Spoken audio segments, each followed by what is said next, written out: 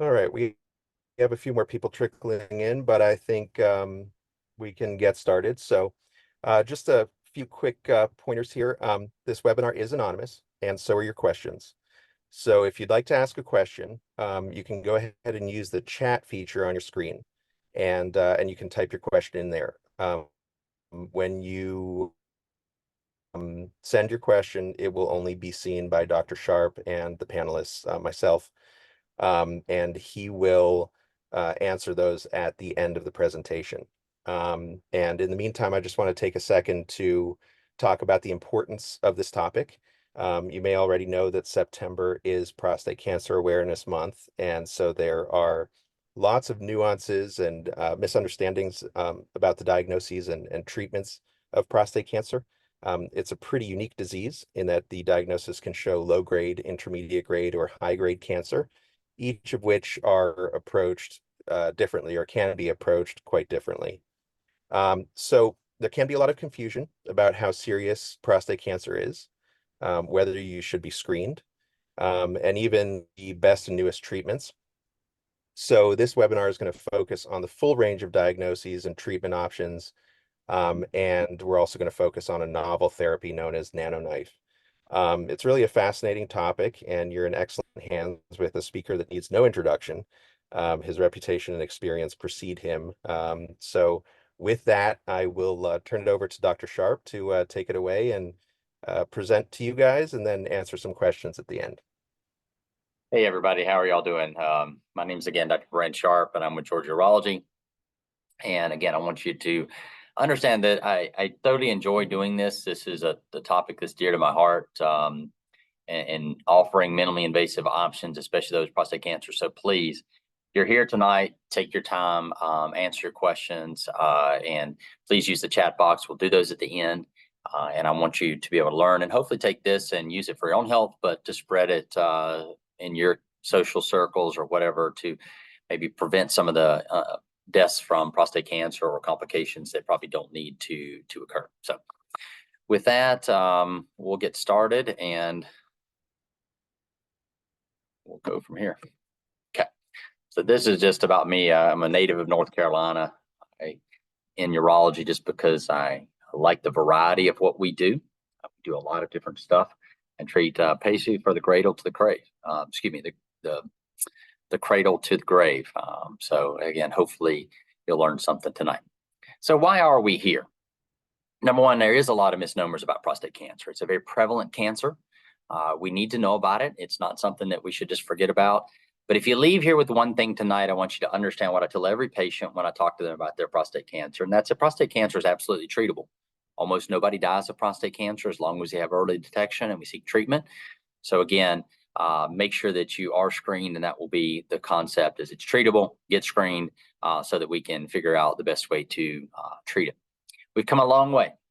This is something that says dear to my heart. I remember when I was at Emory almost over two decades ago, there was surgery, radiation, and about 3 drugs. Currently, right now, we have surgery, radiation, a plethora of focal options we're going to talk about. I just counted, there are 19 different drugs that I can think off the top of my head that were not here when I trained, like I said, in 2000, 2005 at Emory. So again, we've come a long way and in the suffering of prostate cancer. So make sure you understand that. And again, it's also very, very curable if we treat it early and find it earlier. So we don't want to just ignore it. And again, this is a very important month that we do bring awareness to the prostate as men health. As I like to say, us men, we kind of like to ask to put it back on after it falls off. And I'd like to take tonight so that we can maybe treat it before it falls off and go from there. So what is your prostate? It's a very, very common question I get. It's a fertility organ in essence. So again, after fertility in the man, it really is an organ that just essentially can cause some problems.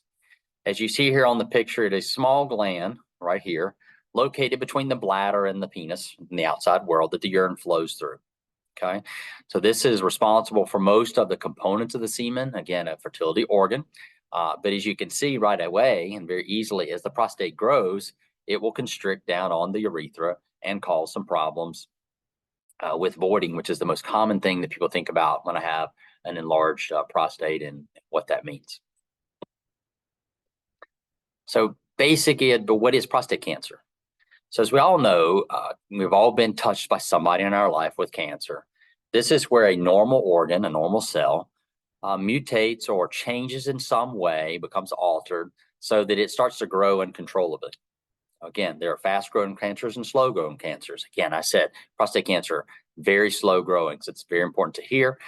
So this is something that we want to find early because we do have some time to treat it. And that's the other thing is if you do get a diagnosis of prostate cancer or a family member, you have time to consider your options and think about how you want to select the best individual treatment for you and your prostate cancer. Finally, we talked about the prostate being between the bladder and the urethra, the bladder and the penis in the outside world. And as it constricts down, that's enlarged prostate, and that's where men get symptoms. So a lot of people think, well, if I've got symptoms from my prostate, those are typically symptoms of BPH, not of prostate cancer. What are some of the causes? Most of the causes, unfortunately, we don't know what the causes are. They're genetic causes. Again, they're running family history. Certain populations can have higher incidences. Environmental, what we eat, drink, and take in our body, as we all know, can have effects on cells, and those can ultimately cause issues. Again, I'm not saying that all cancers are environmental. We don't know most of the causes, but it is something that we have to be aware of in today's world. Lifestyle. There are a few things that put you at increased risk, and the biggest is being having mild obesity. And a lot of times that comes with a diet that comes with genetics. So it is important to, as we all say in medicine, eat right, exercise daily. It's amazing the plethora of things that can benefit from two simple things in your life. So a lot of people want to know, am I at increased risk? How do I get prostate cancer? What about my family history? Sometimes I don't know my family history. Is that important? Well, yes, to some degree. So we talk about first degree relatives of prostate cancer do put a man at increased risk of developing prostate cancer. Genetic, we talked about being genetic, passed between family lines. So example, the breast cancer gene, that's probably the most common association people use with prostate cancer. That gene's called the BRCA gene. Again, it is mainly commonly known in the lay public as the breast cancer gene. There are two different types, 1 and 2. If you're a Black man, you have an increased risk of getting prostate cancer. But what it hits home to me is Black men are 2.1 times higher to die of their prostate cancer. I had the fortunate to live in Alabama, actually started a robotics program there. And I never forget, I quote it still 20 years later, Alabama was number 48 in the United States for prostate cancer deaths in African-American men. And that's something we need to change because, again, a lot of the fear in Alabama when they looked at it and in African-American men, why they don't treat their cancer is typically the fear of the cancer, the fear of the complications that treatment will have. And we're going to talk about tonight how to reduce that. So again, we definitely want that population to get screened. We do ask them to get screened a little bit earlier and a little bit more often sometimes. Again, we talked about family history. It is kind of important to know family history. There are a lot of cancers that are associated with prostate cancer and some that are not. And the ones that are, as we've mentioned already, the breast cancer, colon, pancreatic, melanoma, which most people know about, it's a high-risk skin cancer. And then there are certain female cancers that have association with putting you at a slight increased risk for prostate cancer. So knowing your family history, and these are things we can't change. We can change our lifestyle, we can change our diet, we can't change our genetics. As a lot of people say, nothing beats genetics. Well, sometimes nothing can beat genetics in a cancer standpoint. So very important to know that. Whoops. What are symptoms? Probably the most common question. A man comes in an annual health physical exam. He wants to get screened. He's like, what are the symptoms I'm going to see and to worry about when it comes to prostate cancer? And I have a little saying that says, basically, if you have symptoms from your prostate, you've almost ruled out prostate cancer. Now, again, we're talking in generic terms here. It's not absolute. But again, prostate cancer doesn't have any symptoms. They come to us asymptomatic. That's why it's important to just basically get the regular checkups. When the prostate grows from benign or cancer, you can get trouble urinating, as we've taled about, a slow stream, a dribble. You can get changes in your ejaculation. You can get blood in the semen, pain or pressure in the rectum, obviously bone pain, back pain, low back pain being one of the ways that prostate cancer was typically found probably in the 70s and 80s, is people just came in with severe back pain from the cancer that had left the prostate and invaded into the bones. And again, as we've said many times already, prostate surrounds the urethra.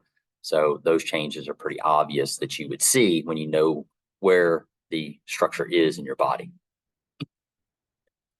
Screening methods. Now, this slide represents 2 or 3 hours of discussion almost at every urological meeting. And how do we use PSA? So first of all, what is PSA? PSA stands for prostate specific antigen. That is a protein that is in your blood that we can utilize to screen you for prostate cancer. Again, it doesn't detect all cancers. Okay, just because it doesn't detect all cancers doesn't mean we throw the baby out with the bathwater. So a little history here. In 2008, there was something formed, the U.S. Task Force on Prostate Cancer Screening. They looked at PSA and they gave it the D rating. Everybody out there over the age of 50 to 60 knows about this concept. And again, that panel looked at a lot of different things, but they failed to look at 2 main key points. And that's, there is a 40% reduction in prostate cancer death rate in the post PSA era. Meaning now that we've got PSA and we screen men, we've reduced the mortality from prostate cancer by 40%. And they did not consider that fact at all. Also, I think it's very important to understand that that task force contained no oncology doctors. They didn't contain urologists or radiation oncologists who commonly treat prostate cancer, or medical oncologists who treat prostate cancer. So it's important to know where the biases in the world are. And again, they redid that in 2012, kind of cleaned it up a little bit. And then again in 2016, and now we're at today. But again, there are multiple studies looking at, since that change, the actual more aggressive prostate cancer is being found more commonly. And I think that's a lack of screening. So the second point I want you everybody to take home tonight is, number one, get the test. Okay. It's not perfect, but it's better than not doing it. And knowing is always better than not doing it. And finally, the screening is the digital rectal exam. There's not a single man out there that probably enjoys getting a prostate exam, but it is important. Okay. I just recently looked up, I've always quoted about 20% of prostate cancers are found with the digital rectal exam. That's still about accurate. The accuracy of the digital rectal exam is about 65%. However, if you look at the ways we treat prostate cancer now and who we treat, which we're going to talk about in a minute, the digital rectal exam is going to find those cancers that are Gleason 7 or what's called grade group 2, which we'll talk about in a minute, cancers. Those are the only ones we want to find. So a digital rectal exam, not the great exam for those cancers that we're not going to do anything about. And then it goes to say, does that really matter if we're finding those cancers? It probably doesn't. We only want to find the cancers that affect a man's quality of life or longevity of life. And that's why the digital rectal exam is very, very important. And basically your doctor will just say, look, I feel something abnormal. And that's just going to lead to another testing. Just because the exam is abnormal doesn't mean that you have cancer. Basic incidents and just concerns about prostate cancer to kind of know, it is the 3rd most prevalent cancer in the U.S. So this is not, something that's not frequently. Probably all of us know somebody that has been touched by prostate cancer, or a family, or relative, et cetera, friend, or whatever. It's about 250,000 cases a year. As I said, prostate cancer is extremely treatable. Even with 250,000 cases every year, only about 30,000 are dying. And that's because we're better at diagnosis, better at treatment, et cetera. So what is everybody's incidence? 1 in 8, 1 in 9 is the typical discussion that people talk about as the general population incidence. However, again, Black men, as I said, 1.7 incidence of finding it higher. So about 1 in 6 is the numbers when you do the math. And again, about 60% of all cancers are found after the age of 65. That's why we don't screen people that are 30. So again, knowing the condition, knowing the population that occurs in, helps us be better at what we do.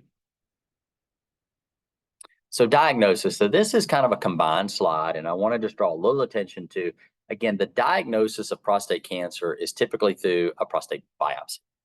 Historically, that's what's always been done. And still today, what is diagnosed, or the way all prostate cancer is diagnosed, they can be done one of several ways. They can be done transrectally. That's a little small probe inside the rectum that takes tissue from the prostate. We know how now to treat that prophylactically with infection, with antibiotics to prevent those infections. We at Georgia Urology use laughing gas to reduce the pain and discomfort from that. The other things here, I'll touch on them individually. They're under diagnosis, but they're a little bit how. So prostate MRI. Prostate MRI does not diagnose cancer. And that is something that is, again, a very, very key point that I'd like you to take away. Everybody says, well, I'll just get an MRI, because x-rays in almost all of cancer will tell us with high likelihood what the disease is, et cetera. Prostate MRIs are suggestive. That's the best way to think about it. Having a negative or positive MRI does not mean whether you do or don't have cancer. We can use that MRI to then isolate people that we need to go to further testing. So it helps us limit the number of biopsies we do, therefore limit infections, but also kind of find the cancers that really matter.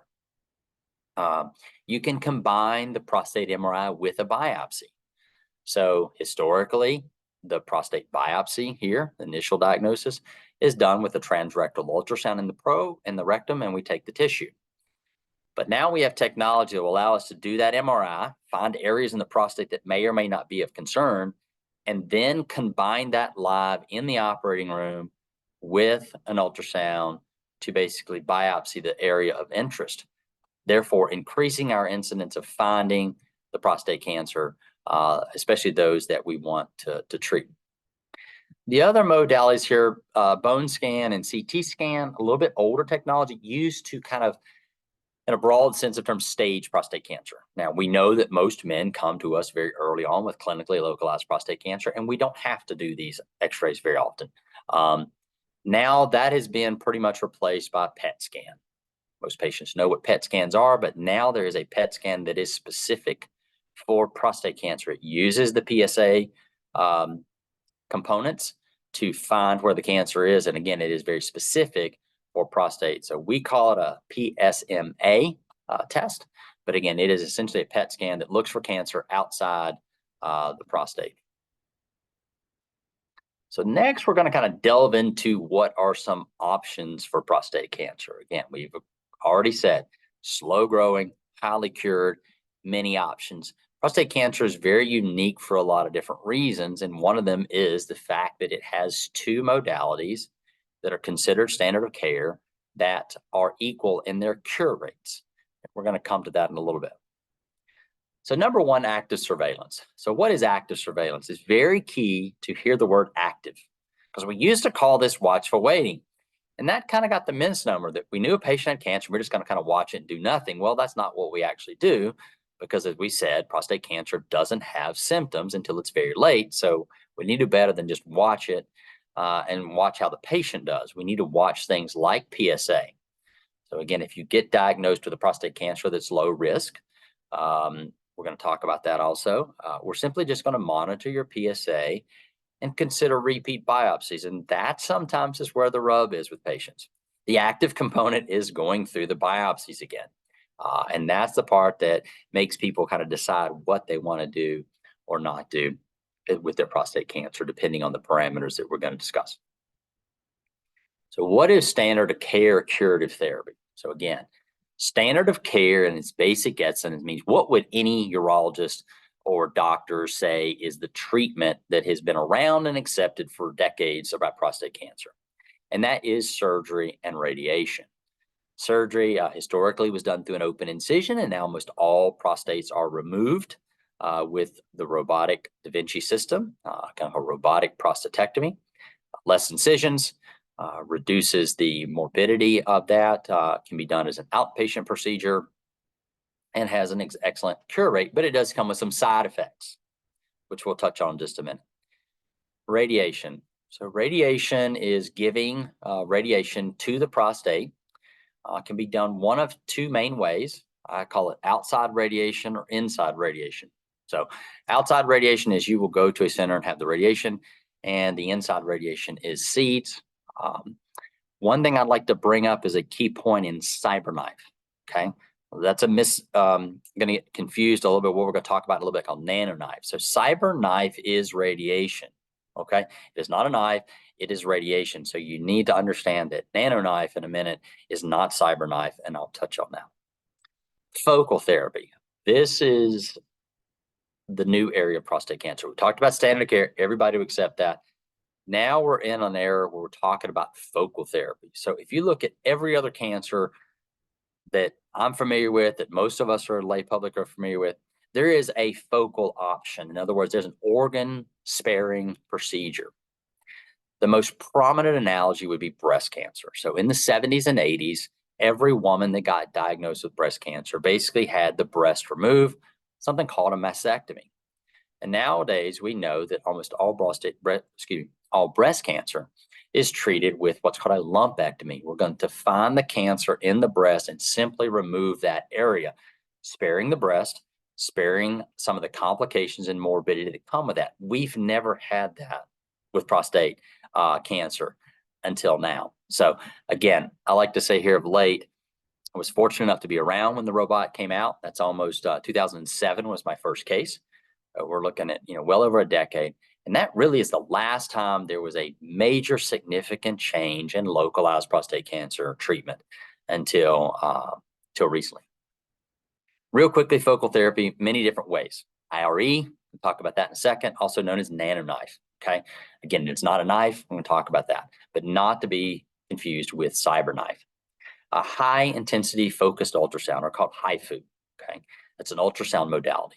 Cryoablation, and then focal laser ablation. That was probably a little bit more prevalent in the early days of focal therapy, but with better technology, better knowledge, better follow-up, most of the top three here are the way focal therapy is done in today's world.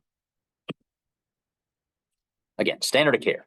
So what you see behind me is my friend. As I like to say, guys, we love to show off our tools. So this is the Da Vinci robot. It's a tool I've used for over 2 decades, over a decade. I've done about 1,300 or so, where we use the Da Vinci robot to make keyhole incisions to remove the prostate. Nowadays, it's done as an outpatient. So you come in, have the surgery, go home the same day. The entire gland is treated and removed. And the goal of that therapy is try to preserve the essential structures around the prostate. And the two mainstays of side effect that every man or couple going through prostate cancer treatment worries about is urinary incontinence. Am I going to leak on myself? Or sexual function. Am I ever going to be intimate with my partner and wife? I would like to say right now, again, when I give prostate cancer diagnosis, I say, as I said, prostate cancer, slowest growing cancer in a man, most highly cured cancer in a man. But the second thing I say is what I want you to hear tonight, and that is prostate cancer doesn't take continence and it doesn't take erections unless the patients let them. There are those of us who have interest in this area. So if you have to go through prostate cancer treatment, you have a family member that's gone through it, those are treatable options, but the incidence of those issues can vary depending on how you treat your prostate cancer.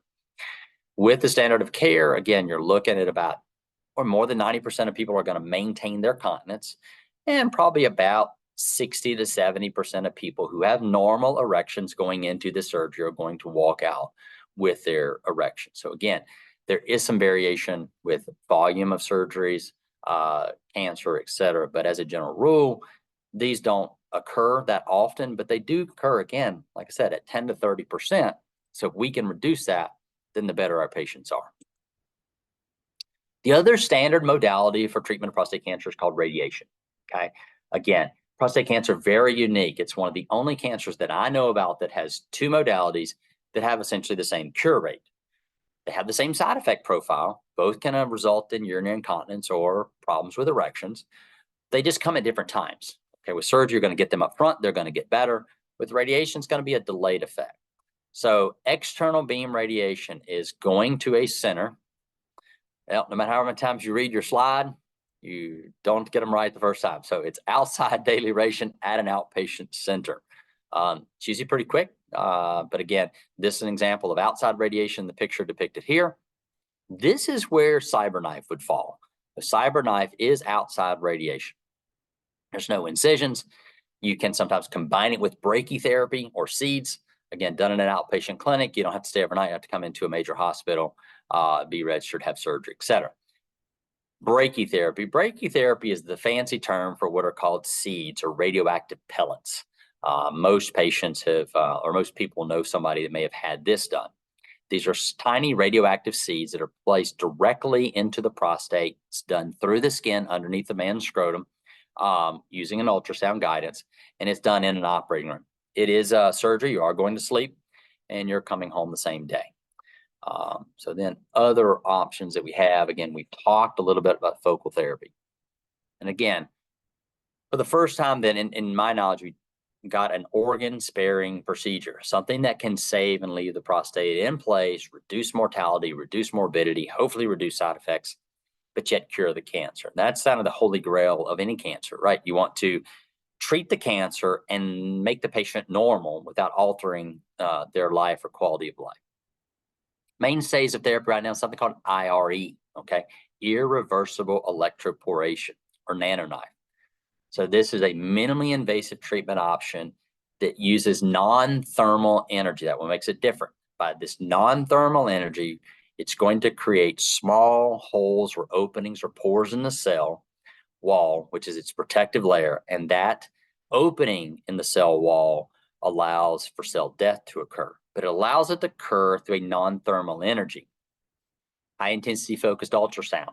Again, that's an ultrasound, but it's, again, high intensity, and it's a heat-based therapy. So it uses ultrasound to destroy the cells through heat. Cryoablation is just simply freezing.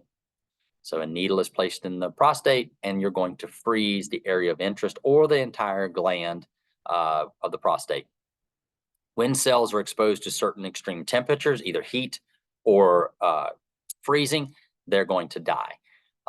And my analogy is to think real quickly, if you're to take my hand and put it on the stove, I'm going to draw my hand back, but my hand is going to look different. Those cells are going to die, slough off. They're going to physically look different.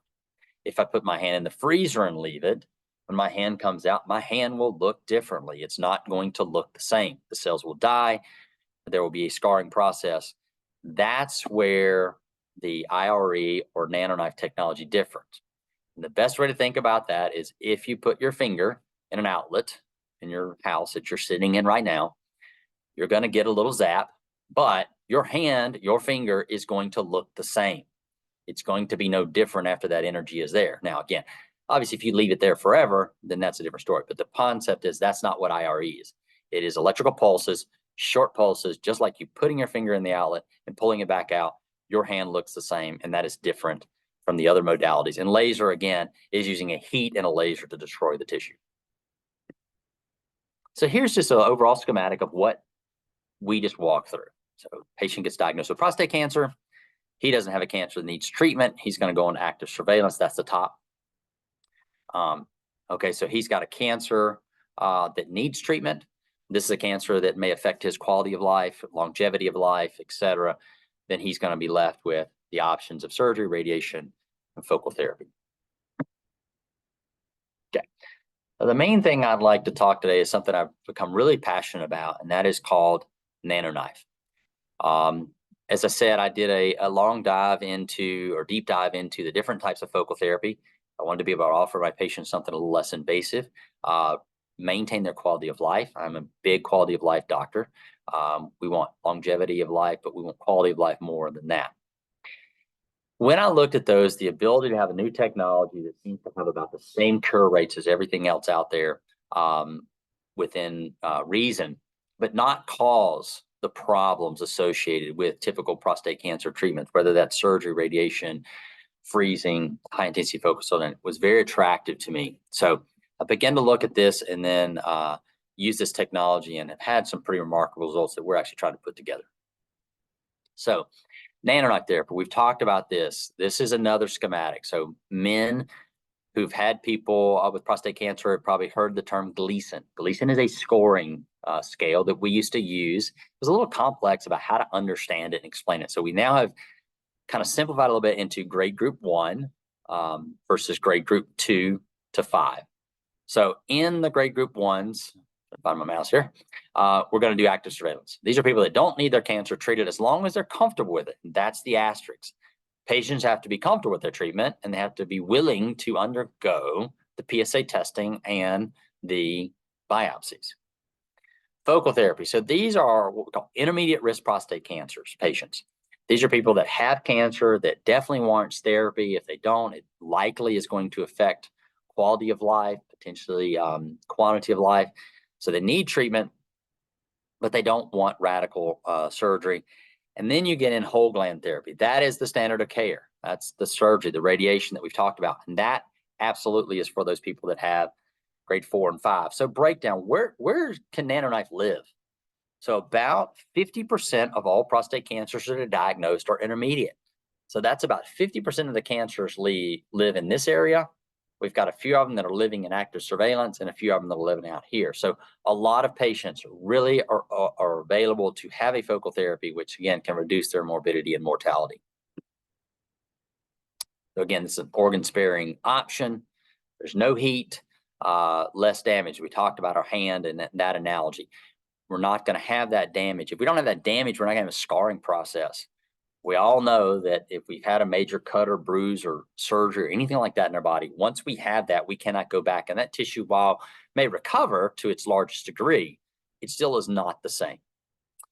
You don't have to have surgery. So again, a lot of patients that may not be able to have surgery or radiation for various reasons, this will offer a one and done and still offer them great cure rates. Key things, it can be done again. And that takes a pause. Because again, if you choose radiation, going back to surgery is very difficult. I'm not saying it's not an option. I can just say that in 20 some years, I've probably had 5 to less than 10 patients absolutely that have had radiation that were able to go on to surgery. I either needed it or they needed something, but they chose surgery because they were candidates. It's a very limited patients you can do there. Whereas NanoKnife can be done again if the cancer were to recur in the focal area that's treated, which is uncommon. You could retreat that area. If it recurs in another area, you can treat the other area, or it can be used in radiation failures. No erectile dysfunction and urinary incontinence. So again, currently I've probably done about 30 to 40 cases. I've not had a single patient put a pad on. Okay, that's urinary incontinence. And I can tell you from doing thousands of robotic prostatectomies and probably 200 to 500 opens, that does not happen in that realm. It may be very low in high volume surgeons like myself and some of our colleagues, but it's not zero. While most papers don't quote zero, the amount of it is in the low single digit percentage. Again, the concept of treating only what you need. Erectile dysfunction, just to touch on that real quickly, there's an extreme high incidence of maintaining erectile function even immediately. In my patients so far, I've only had one patient the first time was not able to be successful, but everything after that I think is relatively normal. So we talked about this term electroporation. So electro meaning electrical energy, poration meaning to create a pore. So electroporation uses a non-thermal energy to create small cells in its protective layer of the cell. So I've had several playing of analogies that would describe this, and the best one I can come out that doesn't elicit other things is the space analogy.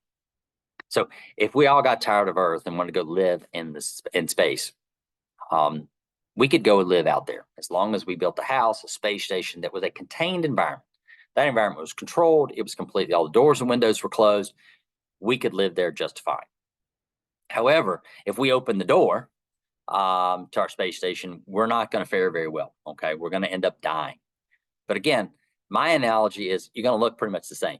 Okay, you're going to die, but you're not going to look as if you went to Antarctica or if you lived to a hot place in the world. In other words, the heat change doesn't occur, therefore you don't get the scarring in process. But that cell needs that protective layer. By creating those holes, opening the doors and windows of the cells will ultimately die. And here's just a great little electron microscope analogy of looking at what it looks like.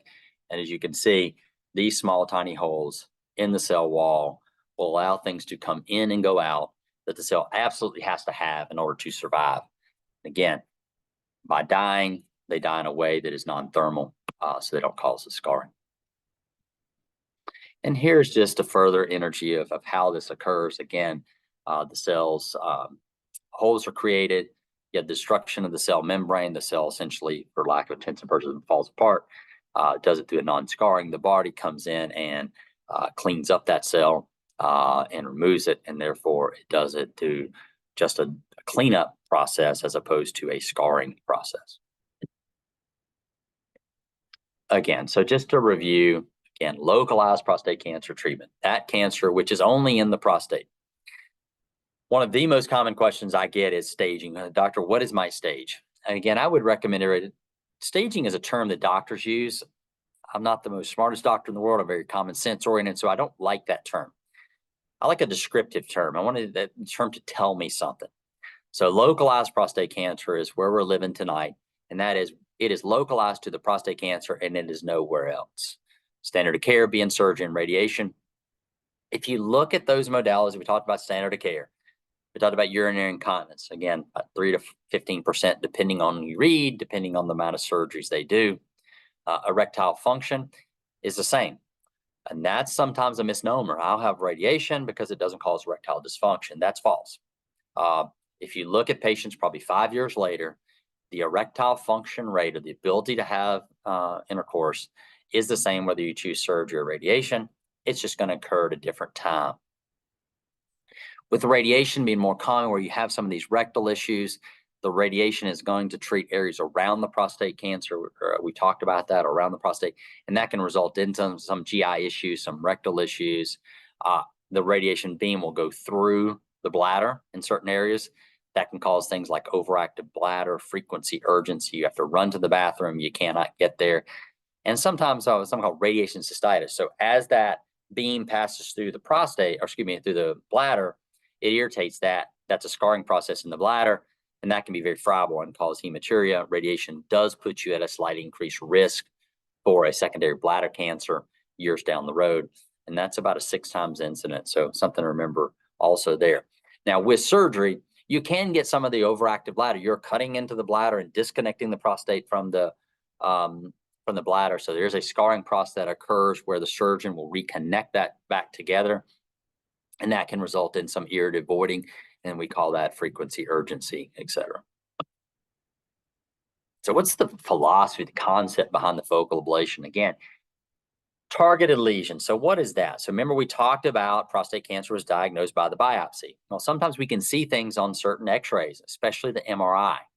So if we see a lesion or an area on the prostate of concern on MRI, and that gets biopsied, that's a target lesion. We then can do focal ablation or NanoKnife IRE around that, which we're going to talk about how to do that in a second. Next thing you can do is hemigland. Let's just say that the biopsy occurred and you had a targeted lesion, which is depicted here, but you also had some random areas within that side of the prostate. You can treat the whole gland, or excuse me, the half of the gland, hemigland, not the whole gland. So you just treat that side where the cancer is. Now, one little asterisk is, remember, we talked about the grades of cancer, 1, 2 through 5. We're going to treat the 2s and 3s with this. If you have a targeted lesion in this man's example, okay, where we have Gleason 7 prostate cancer, it's intermediate, needs treatment, but you have a small area of a grade group 1, let's say on the other side, that qualifies you for active surveillance on that one. You don't have to do anything about that. That's a cancer that may not matter in that man. So again, he can then get away with a targeted focal ablation therapy, get his same cure, not have to remove or treat the whole gland, and do better off. And again, this is just a regional example. I've done this actually in IRE. Is unique. You can treat across the urethra. So we can design a plan that will treat an area of interest, even if it does cross over. But you see in this example, we're not treating the whole gland, therefore sparing some of the problems that may occur. And again, I think these depict nerves. The nerves run right behind and underneath what we call the posterior bottom side lateral, just a little bit on the outside edges of the prostate. And this NanoKnife or IRE will say those. So we have about a 94% success rate in treating lesion. There's a lot of ways to look at this data. So what you want to look at, and I think is one of my pet peeves, is patients, or especially insurance or review companies that look at the, well, okay, you treated a focal area and maybe you had cancer when they did a biopsy a year later, because in their initial studies they had to do that. But if that cancer on the other side is a cancer that you don't get to treat or don't need to treat, then the patient was able to get curative therapy for the cancer that affected their life and quality of life without having the side effects of whole gland therapy. And again, about 94% of lesions which are ablated with IRE or NanoKnife are successful on repeat biopsy of not having cancer. There was a very recent study that looked at comparing NanoKnife with radiation, and at 3 years there was virtually no difference in the cure rates of the cancer. There was a marked statistical difference in the side effects, those especially of urinary incontinence and erectile dysfunction, meaning that the patients in the IRE NanoKnife group had a markedly less incidence of urinary incontinence or erectile dysfunction. And this is the baseball analogy. I joke with people that came up with this one. I hate baseball, 2 black guys as a kid. But I love the analogy. It makes sense. This is a free swing. Okay. Again, remember we talked about this can be retreated, unlike radiation. It can be retreated in the same area on the same side if you need to. It can be retreated on the other side. So again, we're offering an excellent cure rate with minimal side effects and no sequelae. What I mean by that is, again, you're not causing the scarring process because you're using non-thermal energy, which therefore means that you don't add complication rates. For example, if you do surgery, you have a certain complication rate. If you add radiation to that, okay, you're going to increase those complication rates because you're an additive effect, whereas this technology, you should not see that. So again, takeaways. So what I want you to understand, number one, get screened. Okay. Do not throw the baby out with the bathwater. PSA is excellent. It's not perfect. That's to come for a later part in our life. But again, at this point, just get screened. Screening recommendations I did not touch on because again, that's a whole nother talk. I'll give you the Brent Sharpe, or Dr. Sharpe, not Georgia Urology, not American Urological Association guidelines. And that is, I tend to still recommend patients getting screened every year. And it's a common sense analogy. As I said, I practice very common sense medicine. I can't remember taking medicine twice a day. How is a man going to remember to do a blood test every other year? So get screened, decide how you want to do it, but you get the choice as the patient. Okay. Know your family history.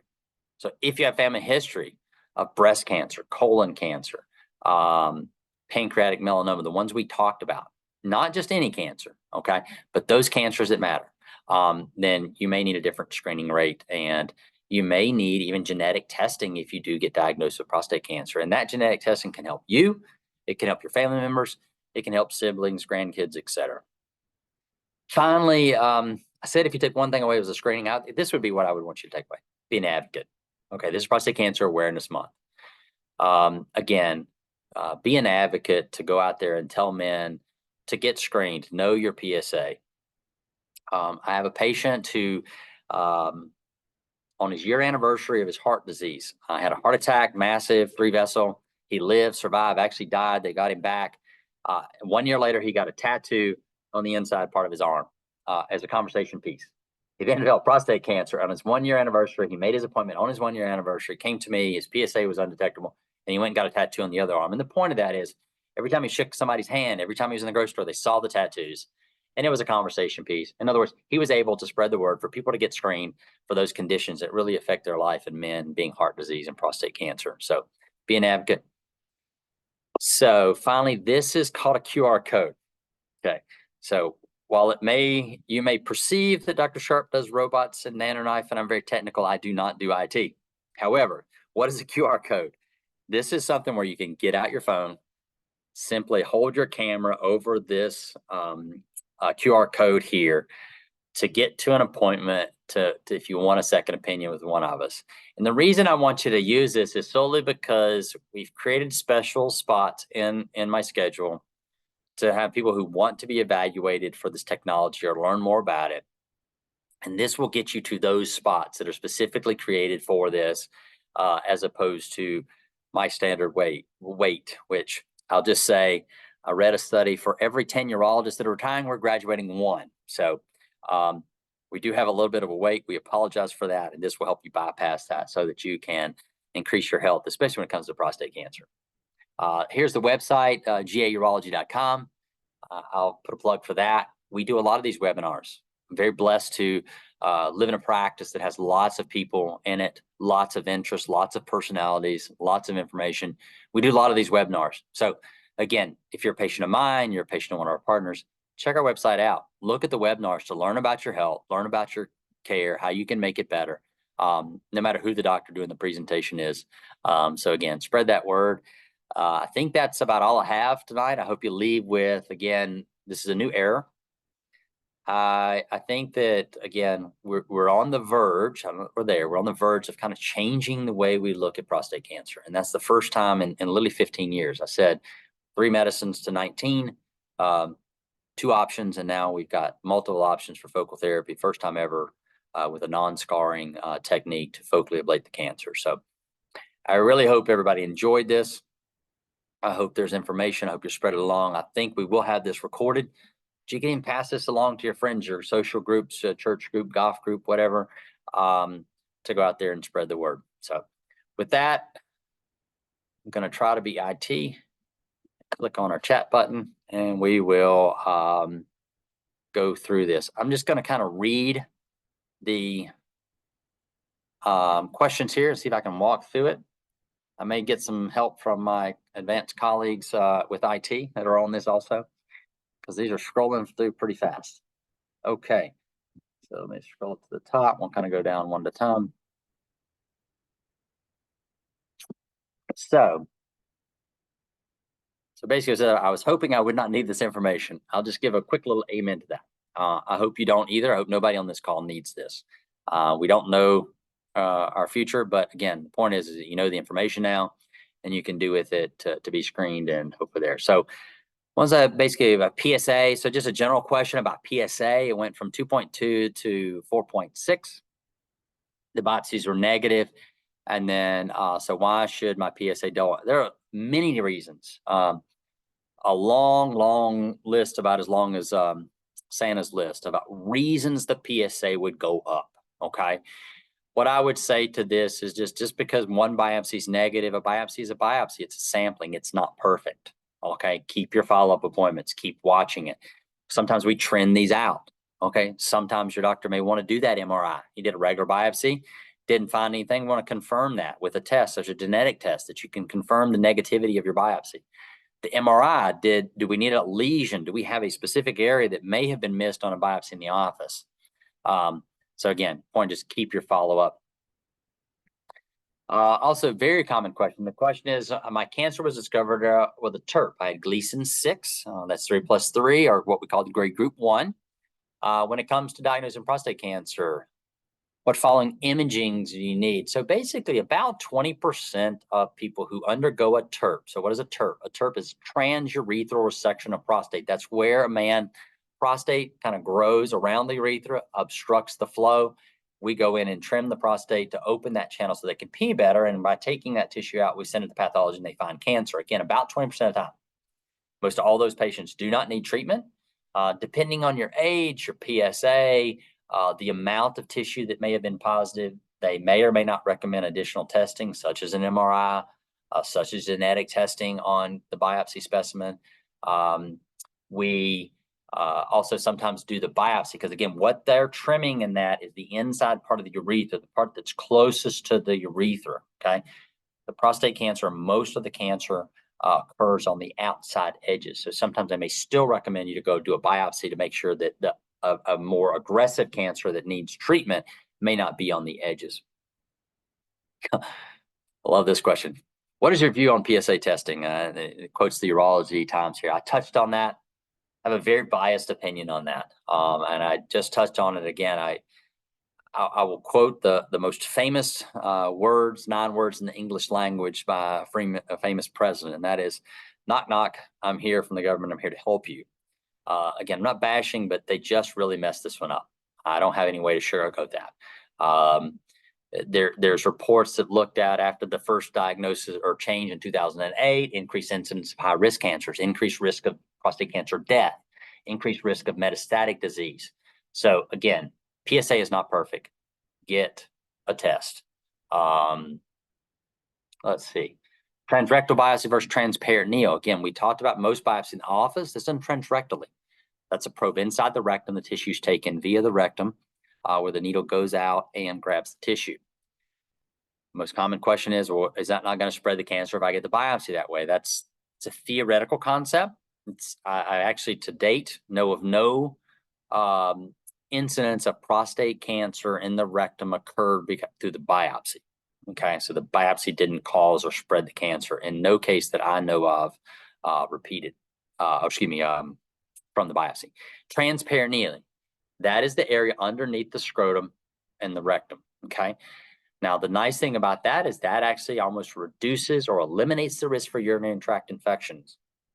And that comes to a concept to me. I've always said, anytime you can take a risk in anything we do, especially medicine, and once you can take that off the table, I mean, eliminate it, that is a game-changing event, to use a cliche. So transperitoneal almost eliminates the biopsy-associated infection. However, it does come with a more difficult procedure, doing in the operating room typically. You get a little bit of anesthesia. So there are pluses and minuses to everything in this world. Everything has a cost, and I don't mean cost as a dollar amount. I mean just a cost or difference. Let's see. What percentage of active surveillance develop a more serious cancer? Again, very dependent on who you read. It has been a little while since I've looked at that. I would say probably on the ballpark of maybe 10 to 30%. There's a lot of factors that go in that. What was the amount of cancer you had initially? Was it 1 core? Was it 5 cores? Was each core 5% positive or 40% positive? Do you have a family history? What was the genetic testing? So if you look at people that are candidates for active surveillance, there are some tests that we can do that will help predict your likelihood of going on to a more aggressive cancer. And are you a good candidate for active surveillance? So we know the cancer's there. Are you a candidate for active surveillance? So again, have that discussion with your doctor. So besides affection of the biopsy, we talked a little bit about that. That's about 1%, 1% incidence of infection. We give antibiotics around the time of the biopsy. Sometimes we give them in the office. Nerve damage, you shouldn't have nerve damage. You shouldn't have sexual dysfunction with the biopsy. Again, remember, take everything you read on the internet with a grain of salt. Again, biopsies are not benign, but they're pretty relatively minimal. Let's see, if you have NanoKnife, does it help reduce or contain the size of the prostate? A very interesting question, and to be determined, to be announced. However, I'll just leave my personal experience. So right now, looking at some of my data, I'm getting probably at least about 50% of patients whose urinary symptoms are improving with this treatment modality. That is in stark contrast to high-intensity focused ultrasound, radiation, or cryotherapy. So again, we're reducing morbidity, we're reducing mortality, we're reducing symptoms, we're offering a very good cure rate. So that's where the concept of the free swing comes from. So again, I definitely think that most people get significant improvement. And actually, I've had one patient who had a planned procedure. He had IRE for his prostate cancer. He was in urinary retention. He could not pee, but found to have cancer. So we treated the cancer focally because of his age and was set up to have a second surgery to remove his prostate tissue so they could pee better and get rid of the catheter. And he actually got out of the catheter with the first treatment, so we didn't have to do the second surgery. Now, again, my disclaimer, that is IRE or NanoKnife is not indicated for BPH. If it is a secondary gain, then we're all happy about that. Let's see. Primary care always doesn't do the digital rectal exam. Yes, yes, yes. Again, as you heard me say, the digital rectal exam will find about 20% of cancers. So it is not perfect. It is definitely something that should not be omitted. In other words, I don't believe in not doing the digital rectal exam because, again, the rectal exam is always going to find the more aggressive cancers, and those are the ones we want to find. We have no desire to find every cancer. We have desire to find the cancer that affect quality of life, morbidity, mortality of our patients so we can improve their quality of life. Insurance. So insurance of NanoKnife is the question. Does it get covered? So right now, currently as we stand, Medicare covers NanoKnife. So if you have straight Medicare, okay, that's not the Advantage plan. So just straight Medicare with typically what is called a supplemental. NanoKnife is covered. All the others, private carriers or the Advantage plans, is an approval process. So it is a process we walk through. I'll just say it again. We are extremely blessed with Georgia Urology. We have had experience in starting new technologies from scratch up or ground up. And we have some amazing people in our clinic and our practice who help walk you through this insurance process. Angiodynamics, the maker of NanoKnife, has helped our practice walk through that and be an advocate and getting us information and getting us help to approve those. So again, you have both our practice, you have the angiodynamics fighting for that because again, they have a good desire to go out and help men not have to have the sequelae or problems of traditional prostate cancer treatment. So we talk about the focal therapy, and then I will say that again, if insurance doesn't cover, there are options. Real quickly, cash pay. Again, been doing urology for about 23 years now. I've never had a cash pay practice in my life. I basically do everything through insurance, so patients don't have that burden. However, this technology is really changing the game, okay? So basically, we have gone through at Georgia Urology and really looked at everything possible to make this a reasonable approach. So again, when you look at this, if this is a therapy you're interested in, again, look at the cash pay option, because when you take that price of this procedure and you look at it through the lens of what is 10 years, 15 years, what is the cost of urinary incontinence? Urinary incontinence or leaking urine is a $7 billion industry in our country. So when you can reduce those costs, you're saving money. If you look at urinary incontinence is associated with urinary tract infections, which results in hospital admissions, which are not zero cost. Everybody has a deductible. So commercial payers, we've got a deductible. I've got one, you've got one. So again, that money is you're going to spend anyway. So the delta or the difference between a insurance covered procedure and a cash procedure may not be as much as you think, especially when you look at it over the long haul. And again, one of my crazy analogies that I've been using is just imagine the third car. I tell my patients, what was your third car? Most people's third car was probably worth close to what the cash pay price for NanoKnife would be. And most people did not have that car more than 5 years. So again, do your homework, do your math, think about it in a realm, think outside the box. If this is something you want and you're a candidate, you want to preserve certain functions, it is an option. And I think, again, key for those patients to use that QR code so that you can get the second opinion if you want it in those slots that are reserved. So I have a biopsy scheduled on October the 3rd, and I'm anxious. Well, not a day of worry changes an hour of anyone's life. So again, I hope that this has calmed your fear. That quote right there makes it all worth it. I won't want your name, so I appreciate it. That makes the time away from my family for tonight to give this all worth it. If we provided some reassurance to you, then greatly thank you for the comment. Let's see. Advanced prostate cancer. We did not talk about advanced prostate cancer. That is a discussion of multiple hours. So again, I will just put a plug. We are, again, very blessed at Georgia Urology. We have an advanced prostate cancer team. So when a lot of people think about advanced cancer, they think about medical oncologists, and they do great work. We have that same aspect within our group, the advanced prostate cancer team. These are individuals that pretty much all they do all day long is deal with advanced prostate cancer. So when it comes to the latest technology, those 19 medicines that I talked about, how to use genetics to isolate or treat your prostate cancer in a way that may benefit you based on your genetics. That's what that team is there for. So again, a special resource that we have. We're very proud of it. Our leader and his nurse practitioner do an amazing job. I call them all the time to bounce things off, because again, really prostate cancer is like drinking from a fire hose on steroids. Again, I went from a surgery and a radiation and 3 drugs to about 6 different procedures I can do, 19 medicines. That doesn't count the 3 originals.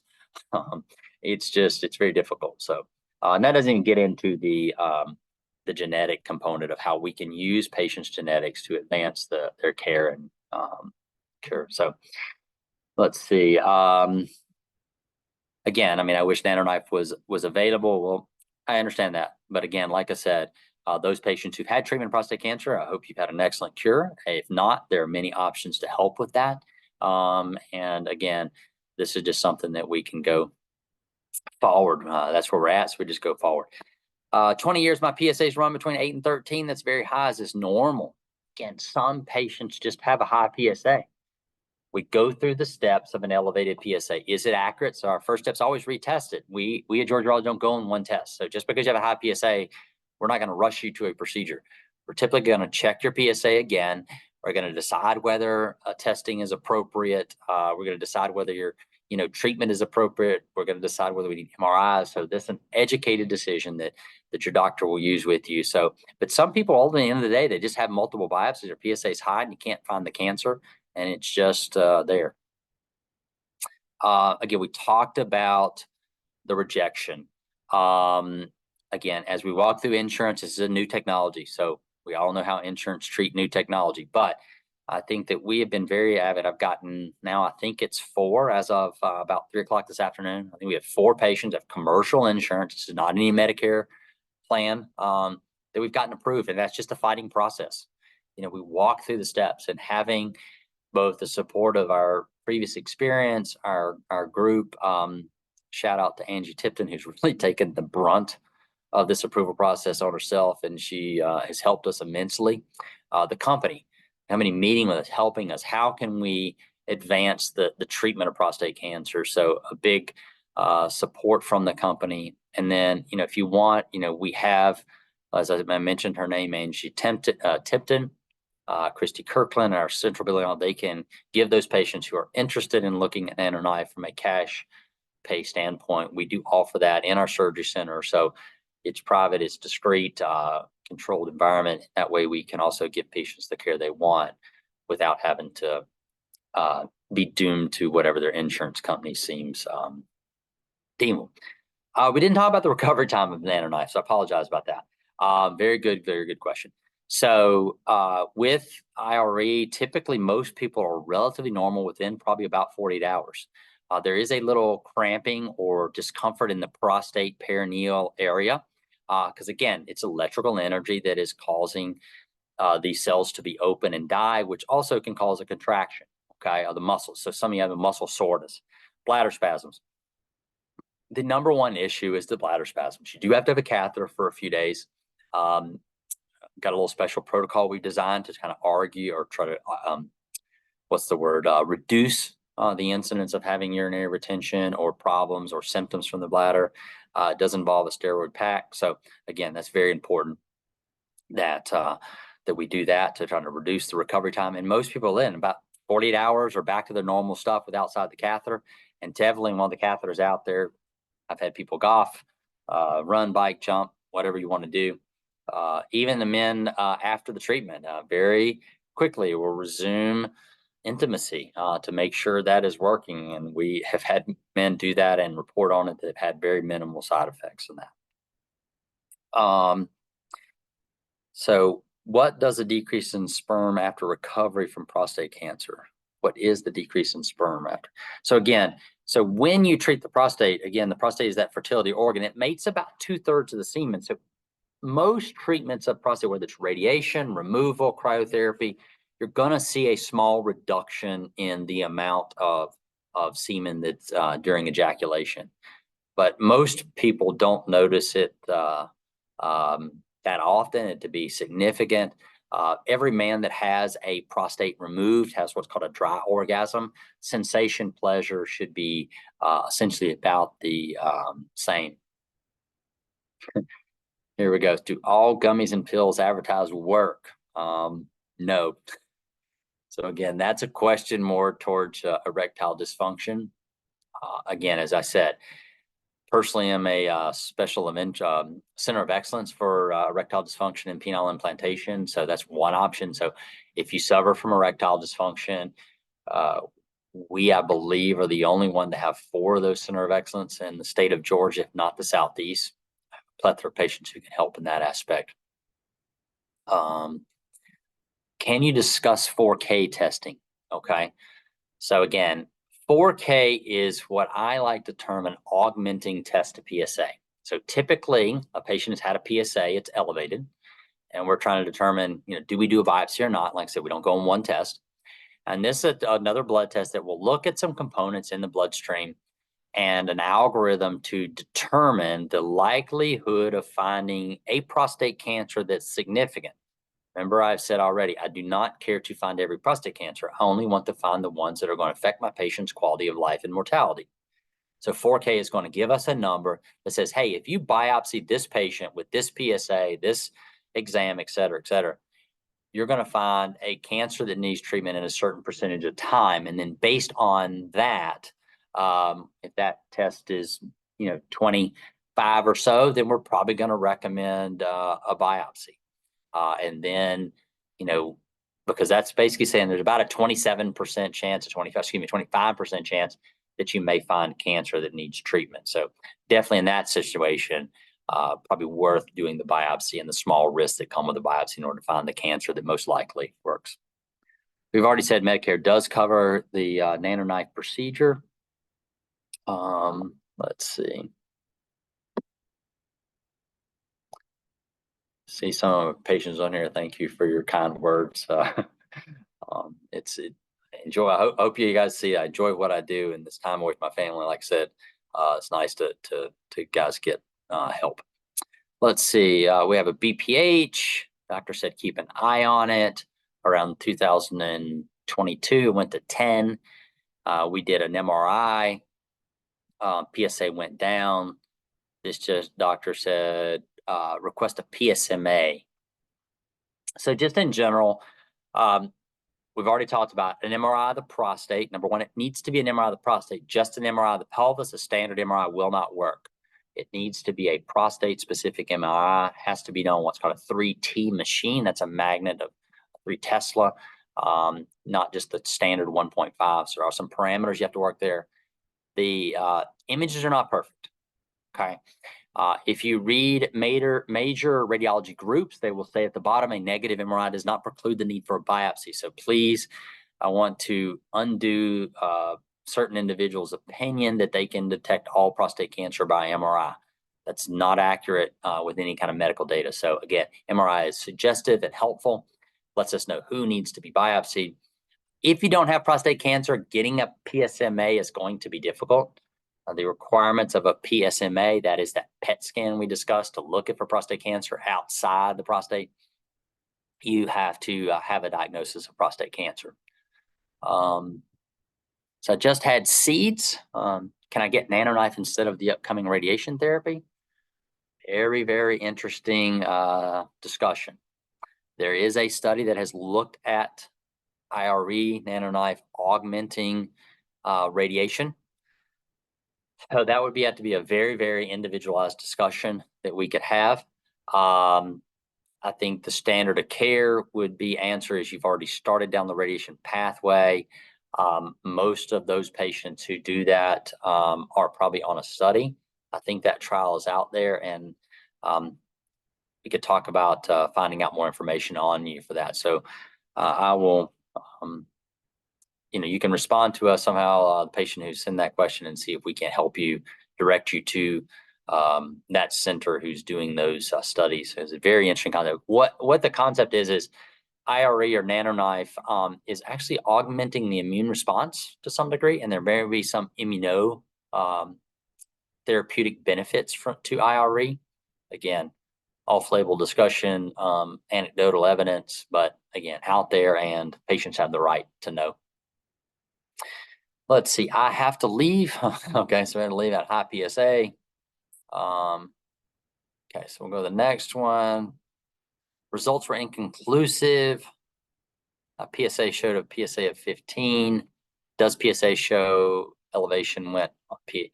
So the question here relates to PSA and what does it determine? So most PSA secretion is due to benign prostate tissue, or BPH. That I have trouble peeing, straining, pushing, getting up at night.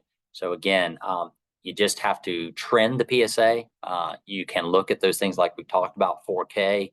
You can look at PSA density, how much PSA is secreted based on the size of your prostate to decide where that PSA has been secreted, and do you need a biopsy? Thank you for asking this one. How is it different from proton therapy? So there's a lot of misnomers out there about what radiation is and the names it goes by. So we talked about radiation, that's external beam, that's outside. We talked about seeds, that's the little pellets. Proton beam is radiation therapy in a nutshell. It is still radiation. It has all the effects of radiation. It's a thermal injury to the cells that cause the cells to die. We mentioned briefly CyberKnife because of the name CyberKnife, NanoKnife. CyberKnife is radiation, NanoKnife is not, okay? So again, radiation therapy has the effects that we discussed.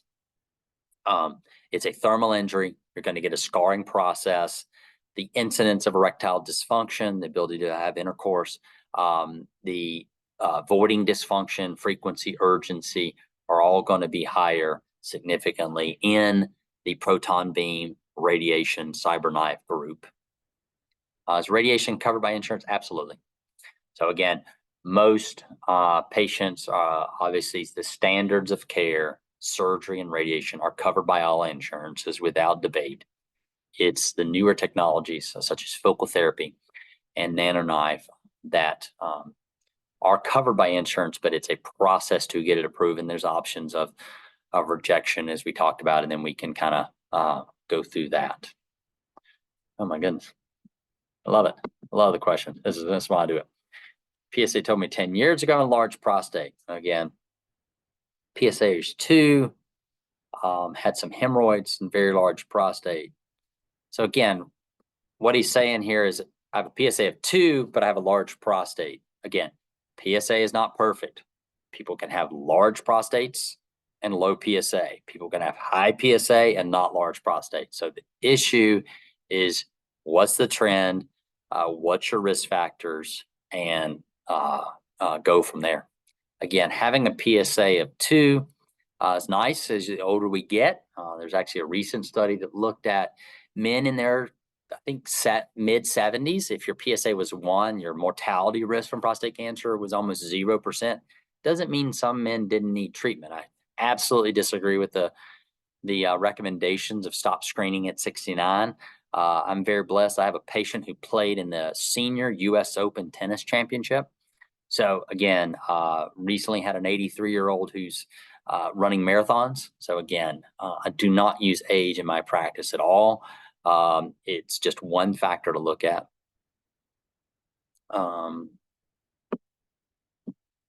There's a little question about the EpiSwitch test, a brand new test. A little bit out there about it, not as familiar. I think it's not absolutely mainstay of therapy at this point, but again, follow that, and we can talk about, does that augment our accuracy? I'm in Florida. What should I look for in a urologist? I have an MRI reading of a 4 and a PSA of 13. So what this patient is asking is he has an MRI which showed a lesion. It's a PIRAD 4. Okay. So that's a high risk lesion. So again, we absolutely tend to biopsy PIRAD 4 and 5 lesions. Number one, you have the PIRAD 4 on the MRI. Number 2, you have an elevated PSA. So again, with appropriate discussion of, risk factors and medical condition, I think prostate testing via biopsy is most likely probably indicated. What should I look for in a urologist? Well, that's a loaded question. Again, I think you need to understand, you find somebody you're comfortable with. That's the ultimate. Doctors are just like everybody else in this world. We have noses and other things. We have opinions. We have personalities. And again, just trust your instinct. If you like what you read, fine, do it. Just understand that, again, a good review on the internet typically represents between 10 and 100 people, whereas a bad review represents 1. So you have to take that with a grain of salt, but go sit down and meet them. If you get a feeling about them, then go with that. Most people's instincts are pretty accurate these days. So, does calcifications affect the NanoKnife? Not typically. So some men can have calcifications in the prostate, and they'll show up bright sometimes.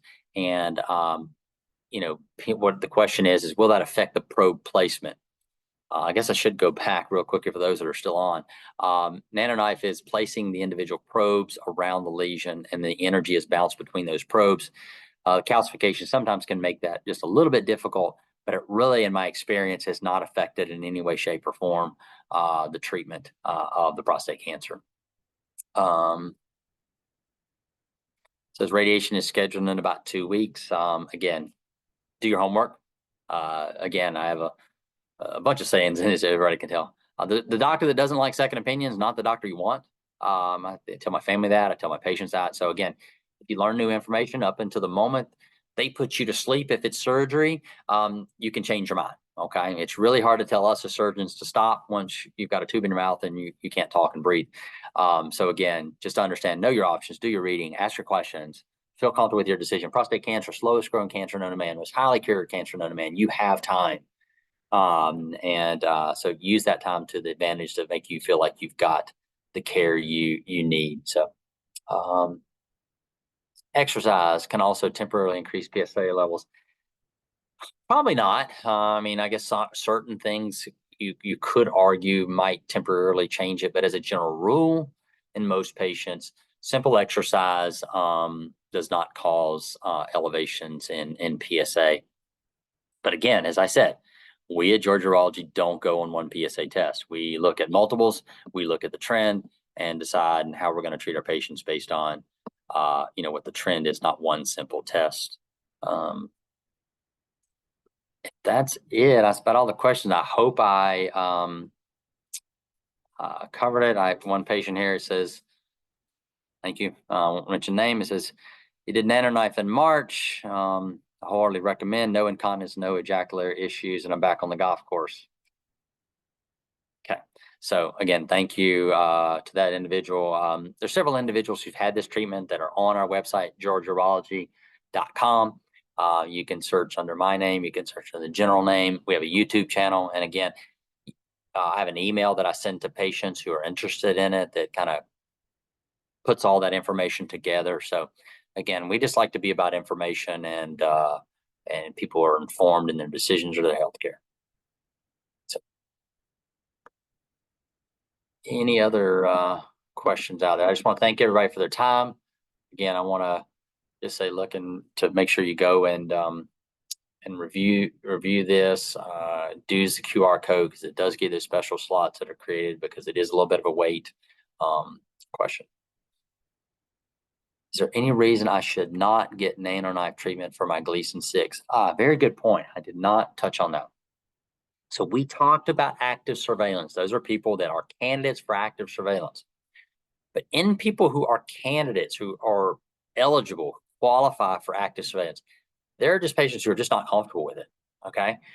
There are patients who qualify for active surveillance, but they may need testosterone replacement, and that concerns them and they worry about it. So absolutely. So those people that have grade group 1 or Gleason 6 who are more worried about their cancer treatment, they're absolutely candidates. And that's a huge, huge advantage over NanoKnife and IRE. Because again, we're not causing those side effects in that scarring process. So they can get off active surveillance. They don't have to do the PSA. They don't have to do the repeat biopsies. They can get curative therapy and not have the side effects that come with the more aggressive therapies. So, and again, following active surveillance, we talked about that repeat biopsies, repeat MRIs, et cetera. If patients get diagnosed with an office biopsy and it's Gleason 6, they think they're an active surveillance. If they do an MRI, they may find a targeted lesion. If you have a lesion on that second MRI, then you may have to consider, do I want to do a biopsy to make sure the lesion doesn't represent a more aggressive cancer that would initiate the need or recommendation of treatment. So anybody else have any questions? I really appreciate the time. I hope this was educational and take the information forward. Thank you.